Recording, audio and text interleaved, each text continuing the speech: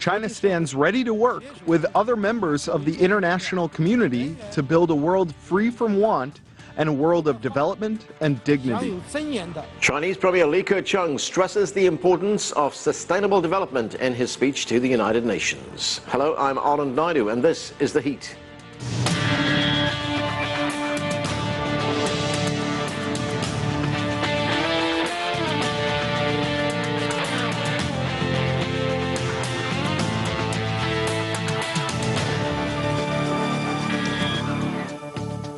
In his address to the United Nations General Assembly, Chinese Premier Li Keqiang spoke about China's vision for global development. The Chinese Premier said only development can guarantee fundamental rights and advance civilization and progress. Urging the United Nations Charter be upheld, Premier Li called for support of the organization's lead role in the Syrian civil war and refugee crisis. He also advocated for denuclearizing the Korean Peninsula. CCTV's Nathan King begins our coverage now from the United Nations. And Nathan, Premier Li covered a lot of ground in his speech. Tell us about China's Sustainable Development Plan. Yeah, let's put it in context. The Sustainable Development Agenda is the theme of the General Assembly. Ambitious goals for the world up to 2030. All economies rising together, more equitable distribution, and also a greener and safer planet as well. Li Keqiang began his speech to world leaders here from the General Assembly by saying that China has already got a national plan.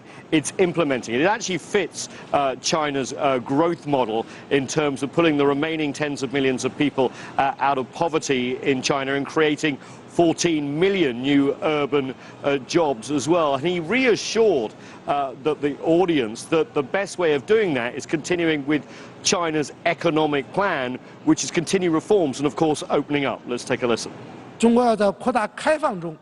We will promote development through expanding opening up. China's experience in past decades has proven that a closed-door policy only leads to stagnation and backwardness, and opening up brings development and prosperity. China will be firm in pursuing the win-win strategy of opening up. China will open its doors even wider to the outside world.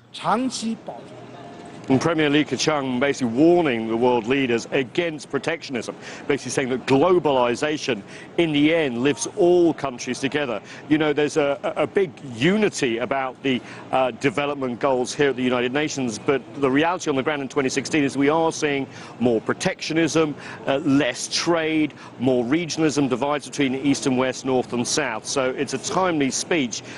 Whether the world will actually implement all this in 2030 remains to be seen.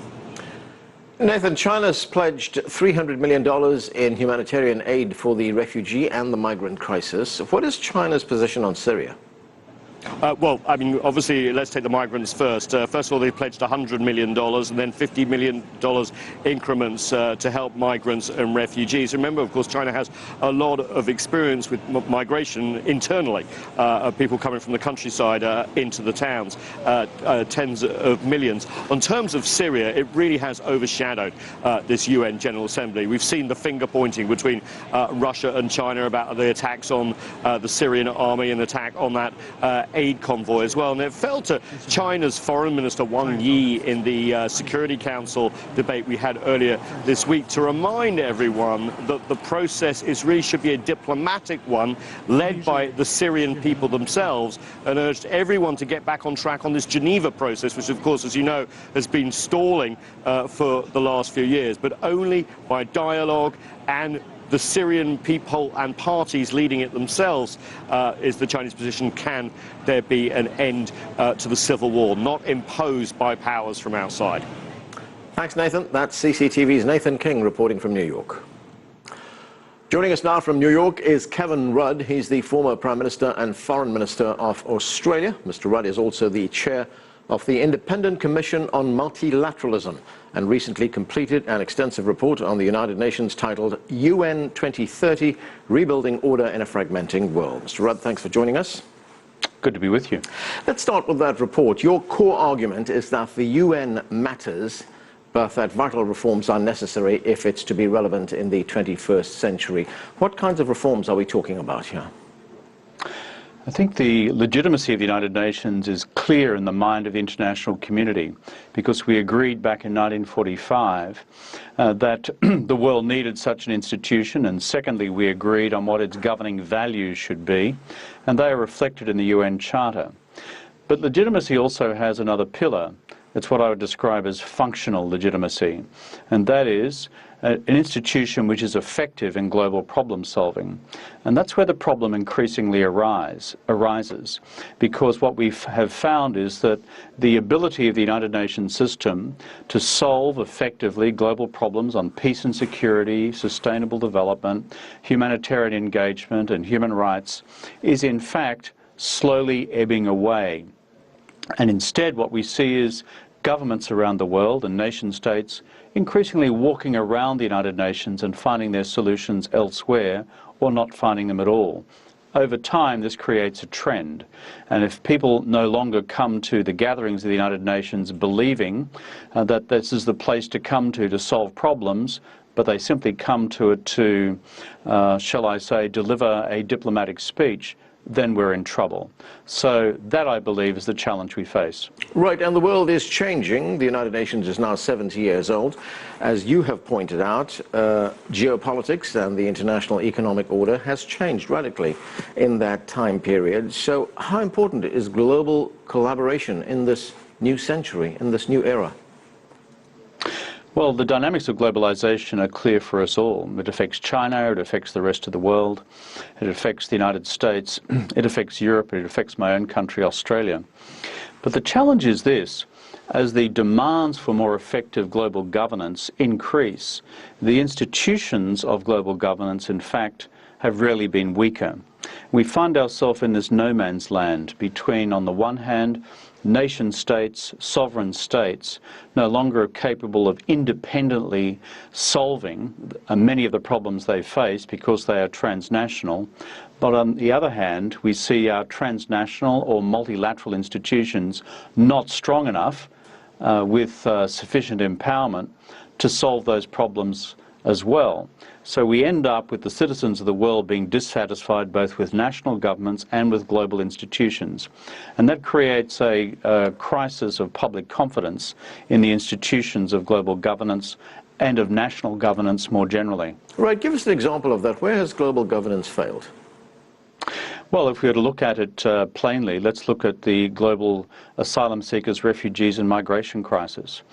We created an institution in the 1950s called the United Nations High Commissioner for Refugees, the UNHCR, and it was designed to prevent a repeat of the atrocities that we saw occur in the late 1930s when the world turned its back on the demands of global Jewish emigration from Europe. The result, of course, was the Holocaust. So we decided in the 1950s to create an institution so that that would be avoided in the future.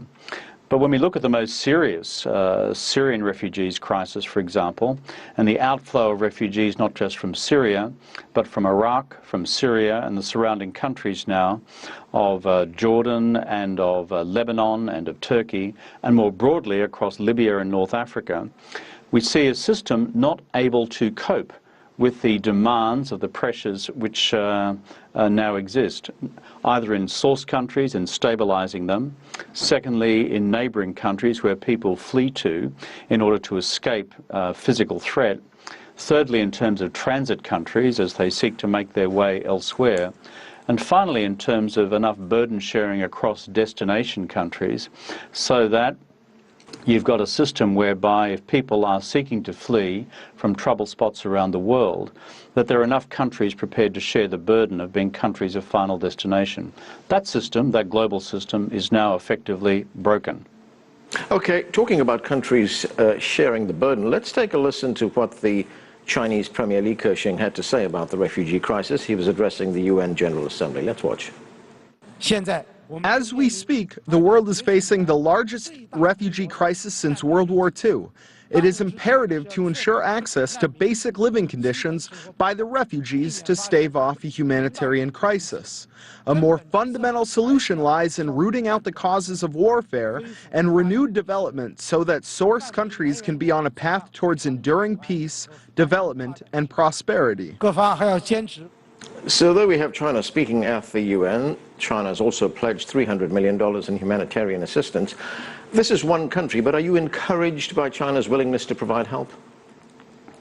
Well, yes, I think Premier Li Keqiang's response there is good at two levels. He's recognizing the fundamental causative factors, which is either poverty or insecurity within countries. Obviously, Syria and Iraq are the most current examples of that.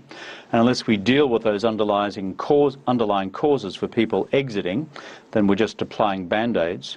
But secondly, when people do exit, then we've got to have those band-aids ready.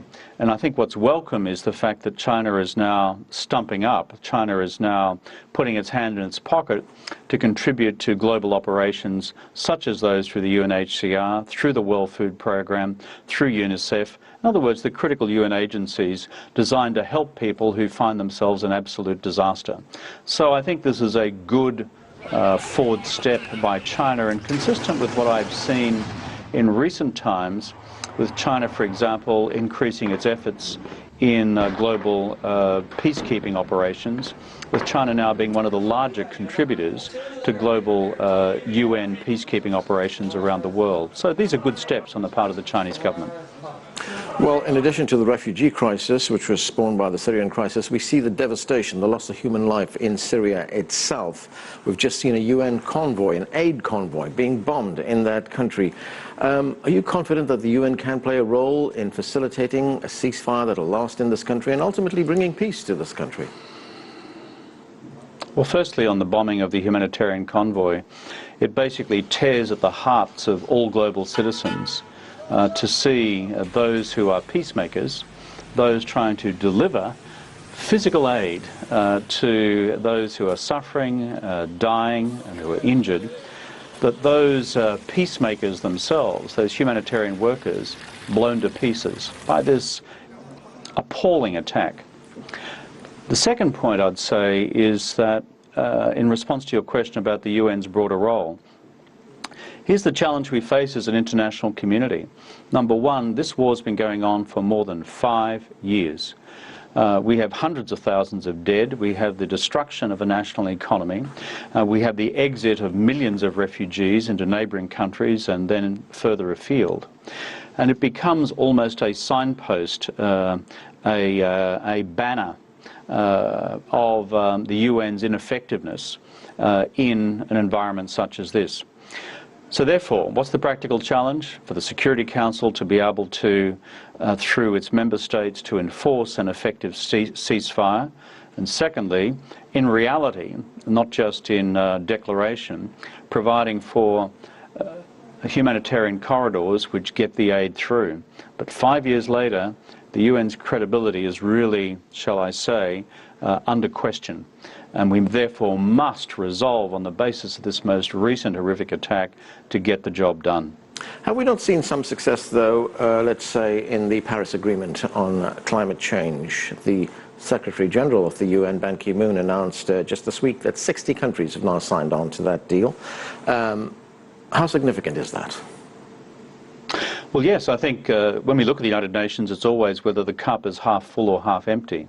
What we've been talking about is the extent to which the cup might be half empty on questions of peace and security in Syria, and secondly on the global asylum seekers and refugees flows and the inability of the system to cope. But when we look at the cup half full, certainly the Paris Accord on climate change is one of those great steps forward. But now we're faced with the really difficult challenge of implementation, not just to the Paris Accord on climate change, but more broadly on the Sustainable Development Goals, which were agreed here at the United Nations in New York last September. Establishing these normative frameworks is good. Having national commitments of action is good. But you know something? The planet doesn't lie. And therefore, unless these are translated into reality and greenhouse gas emissions actually come down, and come down rapidly enough to avoid temperature increases in excess of 2 degrees centigrade, then all of us, every citizen in the world, will pay the price. So what's the challenge? For the UN, the World Bank, and frankly global private finance to combine together to provide the financial capacity to bring about the renewable energy revolution, the increases in energy efficiency, in order to bring about real, measurable, sustained reductions in greenhouse gas emissions on the ground. The planet, as I said before, does not lie. Kevin Rudd, great to have you on the show. Thanks for your time, sir. Good to be back. And we are going to take a break right now. Next, we'll hear from the president of Sierra Leone about his country's recovery after the Ebola crisis. Our coverage from the United Nations continues right after this.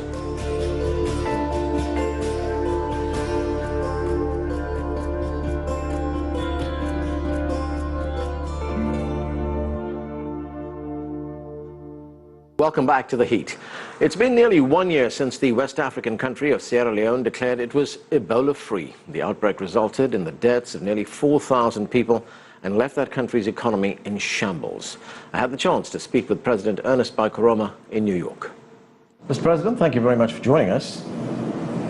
Thank you. The Chinese Premier Li Keqiang addressed the United Nations General Assembly on Wednesday.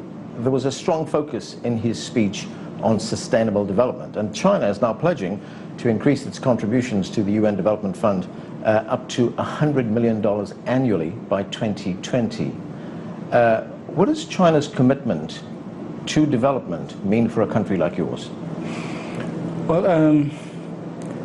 China is up and coming in terms of providing support to a country like mine, African countries, and this is a development that is welcome, a development that is creating a new room for competitiveness of the donor players. China, if you can remember, before making a pronouncement at the level of the United Nations, had a China-African summit in which a substantial amount was provided to support Africa in development. Part of it is a grant or the concessional loans, and these are developments that are required now, especially as Africa is transforming itself. Africa is the continent of the future. We have all the natural resources you can imagine. We have the human capacity that should be developed. And if we are to move forward, we need the kind of support. And that is the kind of impact that a support like this will create to Africa, will create to a country like mine. As you point out, Africa is the future, and we will find some of the fastest growing economies in the world to be on the African continent. Much of the Chinese investment has been in infrastructure. When you look at a country like yours, what are your priorities and goals, and how does China's involvement in your country economically help you achieve those goals? Well, as a country and master government, we have prioritized our needs, and ours was to put emphasis on infrastructure, energy, agriculture, and the social services, health and education.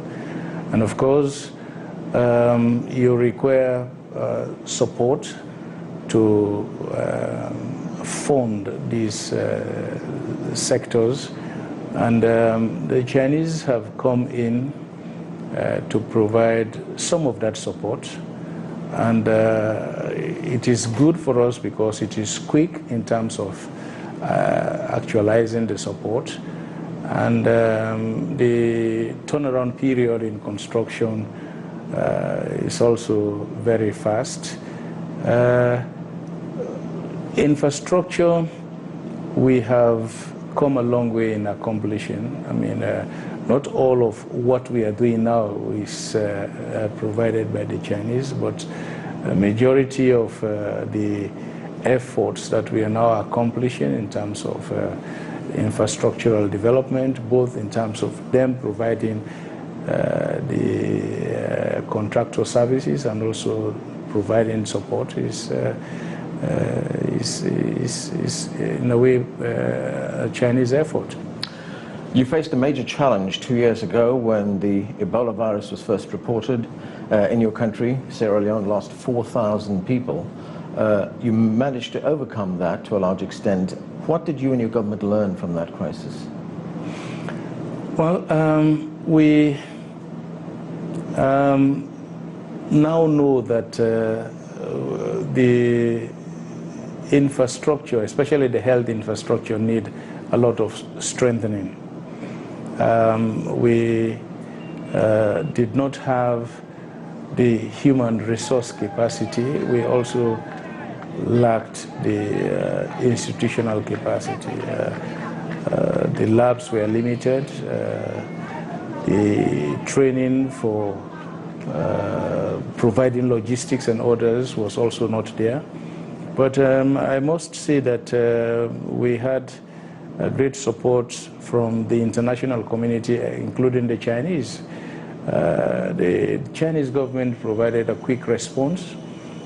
They flew in a mobile lab, and during the course of our fight, they constructed a permanent lab, and they flew in a lot of their experts that had experience in fighting a similar disease. And I think I will not say that we have developed the capacity to the fullest, but looking back, I think there was a big void in terms of capacity. But with our experience now, I think we have developed some level of capacity that will help us to react quickly in the event of a future recurrence. So it's a work in progress. And how is China helping with one of those things that you mentioned at the outset here, and that was developing your healthcare infrastructure? Well, China has been there before. They have been providing us support. In fact, one of the facilities that was used outside Freetown at Jue was just completed by the Chinese. And during the fight against Ebola, they flew in a mobile lab that was required to help in isolating the virus. They also flew in military personnel that are experts. Chinese doctors and nurses were flown in, and during the fight they started the process of constructing a permanent lab, which has now been completed. And the support was not only limited there, they also extended the support to developing some of the hospitals, including our military hospital. And a huge amount of personnel training is ongoing, not only for those that we are learning on the job, but scholarships have been awarded to our students and nurses to go out there and be trained. So they have helped in building up our health sector capacity. And they are now working on developing a medical institute for the tropical medicine that will not only serve the country but also the Western Africa. And they are working very hard to ensure that the technical capacity of the labs is spread out in the country. So I think it's all helping to build our medical sector capacity. Right, you're talking about the Chinese pledge to help with the establishment of the West African Center for Disease Control. What is the status of that project right now? Well, they have started the process. I mean, I must say that initially we are using the facility that was constructed by them, and we have identified a land space that they will used to construct the center itself, and plans are now at an advanced stage to commence the process. But in terms of establishing the satellite labs, they've also provided support to the military hospital, like I mentioned, which is ongoing. And the training process is also ongoing. And the construction of the Center for Disease Control itself will commence very soon. Let's talk about the United Nations. You are here right now for the UN General Assembly. There have been increasing calls over the past few years for reform of this international organization. What are your feelings on that? Well, I happen to be the chair of the group of 10 appointed by the African countries to canvass the African position in the reform of the UN Security Council. In addition to reform in the modus operandi of the General Assembly and other institutions within the United Nations, Africa believes strongly that they should be given an opportunity to participate as members in the highest decision-making body of the UN, that is the Security Council. And our position is that we should be given 2 permanent seats.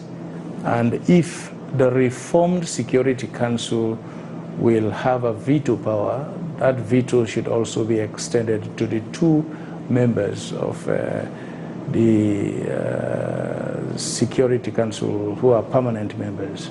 We're also asking for an additional non-permanent membership. Now, the thinking here is that the UN is the premier world body, and now the world is talking about democratization, is talking about participatory governance, inclusiveness. And if we use those themes, Africa constitutes the majority of the membership of the United Nations. And so if we talk about democracy, where majority is, they must have a voice. The reform of the Security Council has been on the tables for over 10 years and no progress has been made. It's unfortunate, and that is why we have reaffirmed our commitment to the African position, which we refer to as the Ezulwini Consensus and the Street Declaration, last July in Kigali. And I have been asked to express the disappointment of Africa that much has not been achieved in this UN Security Council. And I've also been asked to tell the world that Africa is firmly united and committed to advancing the Ezulwini Consensus, and we are speaking with one voice, and there should be no attempt by anybody to try to divide the position of Africa. Mr. President, thank you very much for your time. Thank you. And that's it for this edition of The Heat. For the latest developments from the United Nations General Assembly, visit our website, cctv-america.com/UNGA. I'm Anand Naidu in Washington, D.C. Thanks for being with us.